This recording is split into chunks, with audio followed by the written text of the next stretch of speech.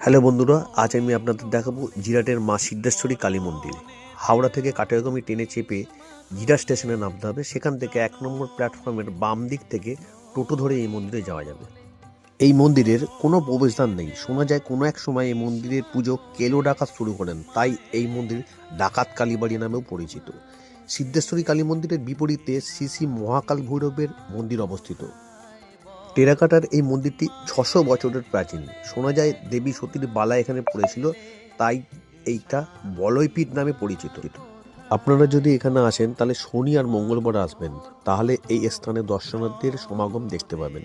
কারণ অন্যান্য দিন স্থান প্রায় ফাঁকা থাকে। আর অবশ্যই সকাল 11:30 থেকে দুপুর 1টার মধ্যে আসবেন।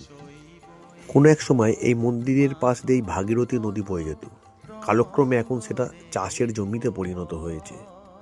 দেখাবো সন্ধেবেলা মায়ের এক মন্দিরের অন্য একরকম রূপ। চারিদিক আলো ঝলমলে পরিবেশে সেই গানটার কথা মনে পড়ে যাচ্ছে, মা তোর কত রঙ্গ দেখবো বল, আর কতকাল সইব এই ছল। আমাদের এই ক্ষুদ্র প্রচেষ্টাকে সফল করতে গেলে চ্যানেলটিকে অবশ্যই সাবস্ক্রাইব করবেন।